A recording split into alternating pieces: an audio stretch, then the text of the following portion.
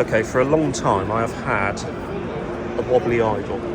I have replaced temperature sensor, fuel pressure regulator, crank angle sensor, ignition amplifier, coil, HT leads, plugs.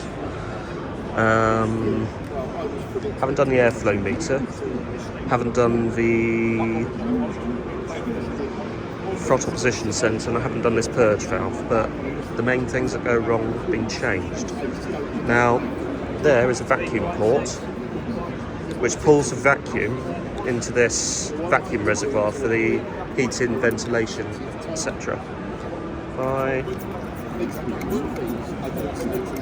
try pumping this up, I'm not drawing a vacuum, so there's probably either a problem with this hose, maybe perished, or this has perished, which is unusual, so it's quite sturdy, so I'll need to remove that and have a look at it at some point. But for now, what I should be able to do is plug that up, and that should hopefully help with the air leak. Right, there you go, that's in place. Boing! Boing! And there you go, that's done. Now matches the other side.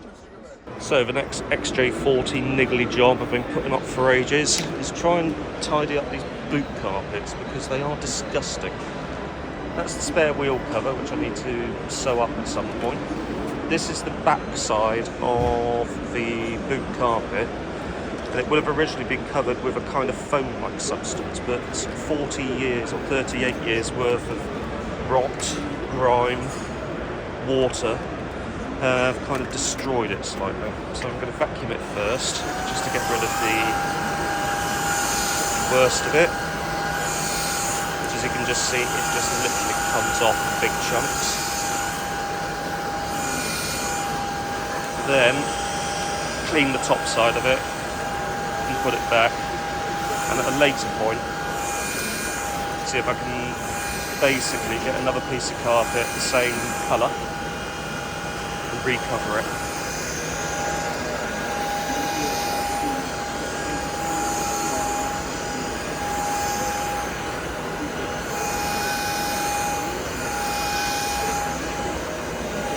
Now thankfully this P38A here, carpet's used in that, so it's a very similar colour, so I might be able to get something suitable from a Land Rover / Range Rover specialist, which is good. So let's see what we can do with this. I've fitted these temporary black strips around the main edges. I don't have enough to do those bits. As I say, this isn't a permanent solution. And I've now covered it in a foam cleaner, and I'm going to leave it to dwell for a bit before vacuuming it. It's mildly better, I suppose. It's not brilliant, but it's not terrible either. So let's turn my attention to this crime scene. Alright, so that's the back panel, which does look marginally better. That's the floor mat. I don't think I'm ever going to get it clean, to be honest. Perfectly clean, but that's a lot better than it was. So normally that would be up against there. My edging didn't work, unfortunately.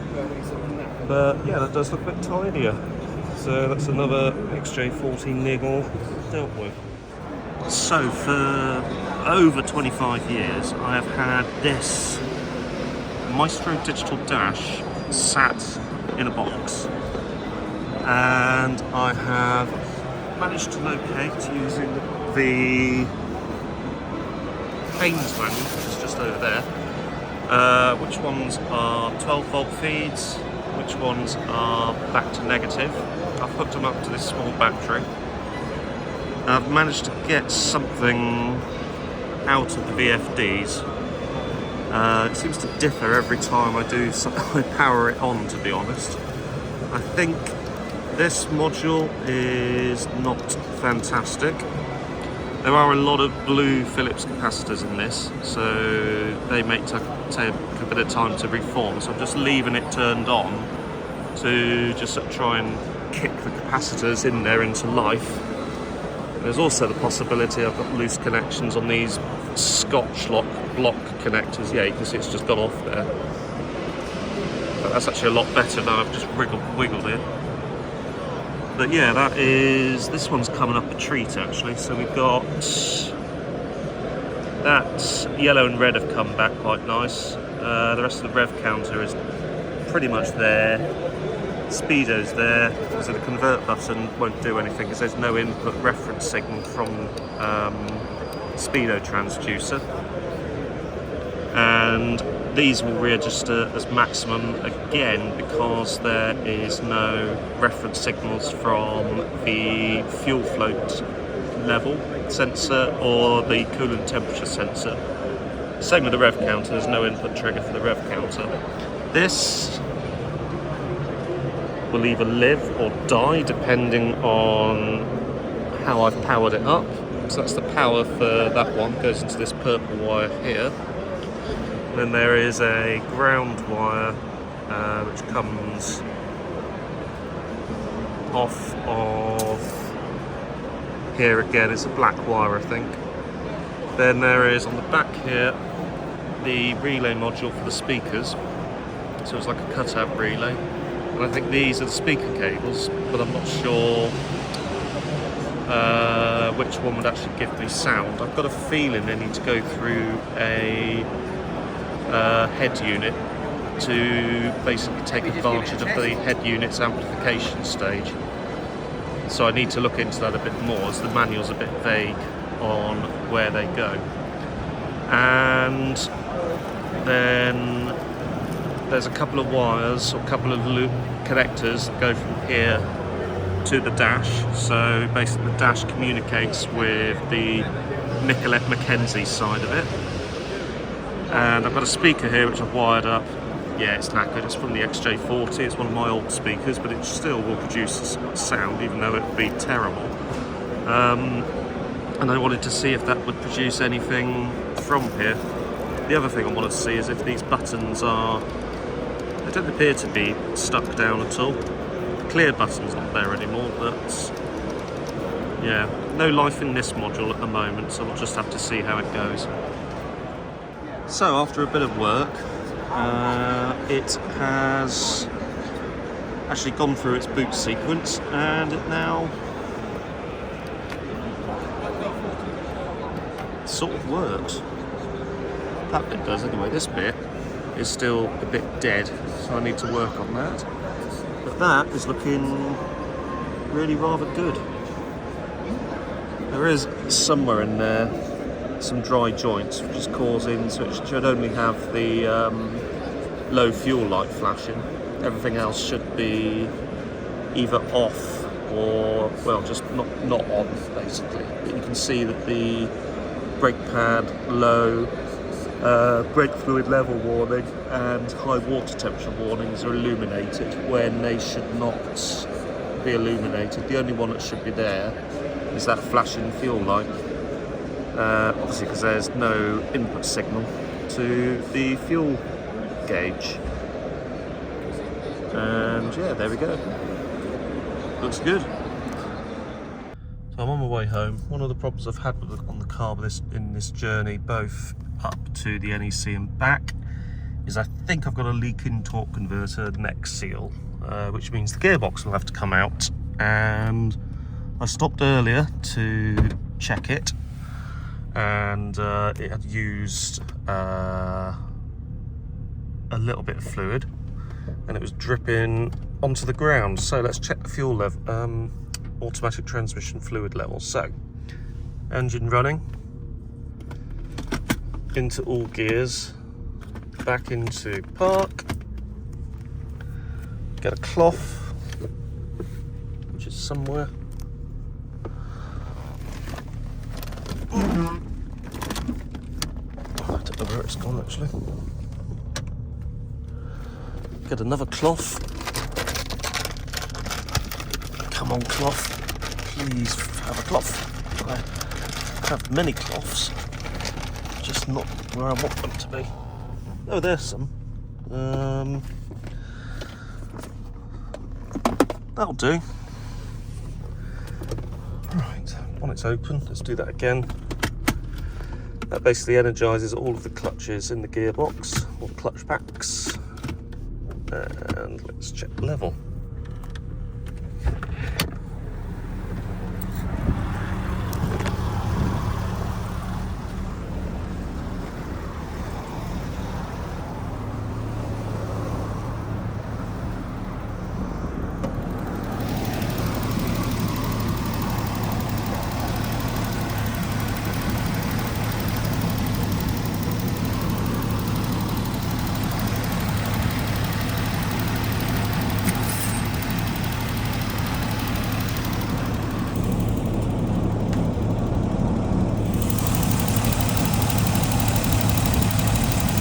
A little bit of dipstick. I'll get it into the right pot. It's just where my finger is. It used to be in those two lines.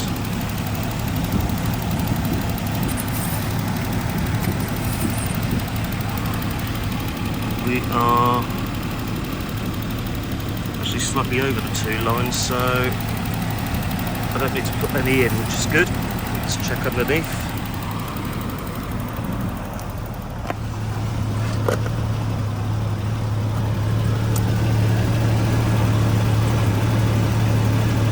Can't see it on camera, but there is a slight drip.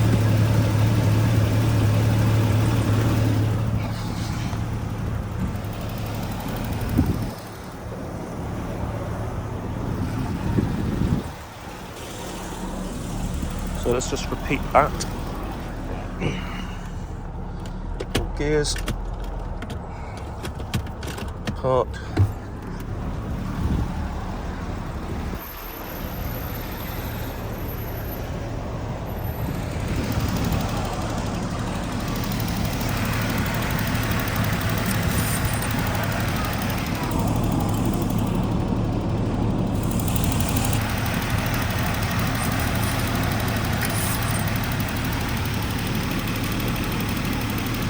Still looks okay, it's over full if anything, but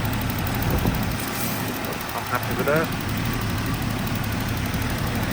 And I think we're okay to get home.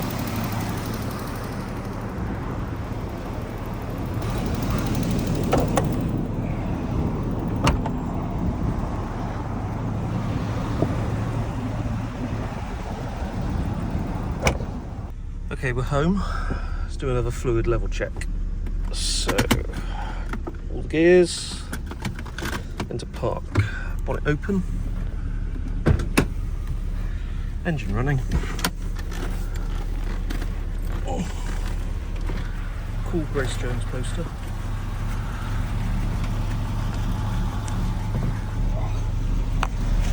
Radio collection.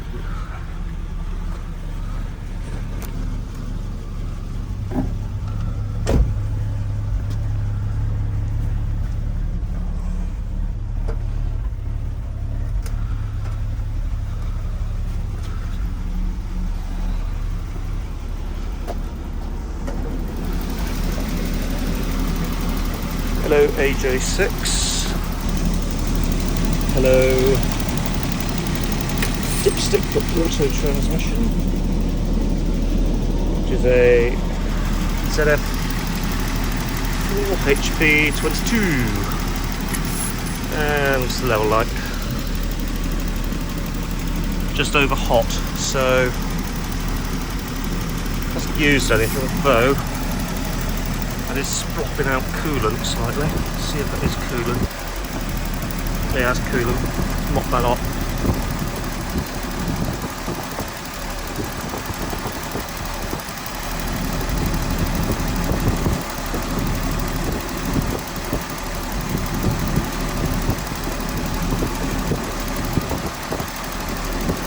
There we go, so it's probably just coming out of there. Might mean it's over full slightly, which is fine. I can live with that. Got to do a coolant change on it anyway.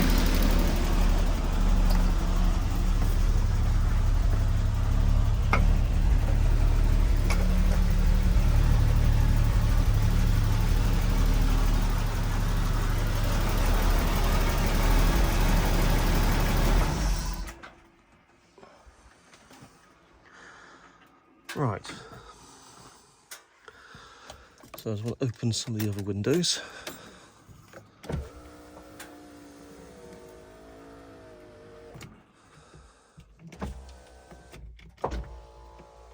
There we go.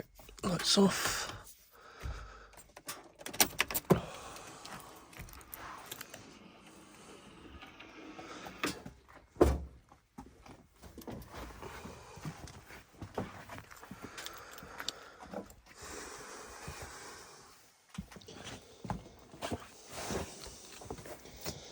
And what I'll probably do as well is leave the bonnet open overnight so it's got a chance to cool off a little bit and not get too hot and anything else. So how has it been, this journey? Well, there is a concern over the torque converter neck seal, so tomorrow I'm going to check under the car, see if we've got any leaks, because that was leaking quite badly. A new and fun electrical fault has developed with the light switch, whereby the dash illumination will suddenly vanish, and that's quite fun, but tapping the dash brings it back, so there's a dry joint in there somewhere that I need to address. Otherwise it's been fantastic to drive, and reminds me of driving it when I was younger. So I first got the car when I was 22 and I'm now 47 nearly. Anyway, there we go.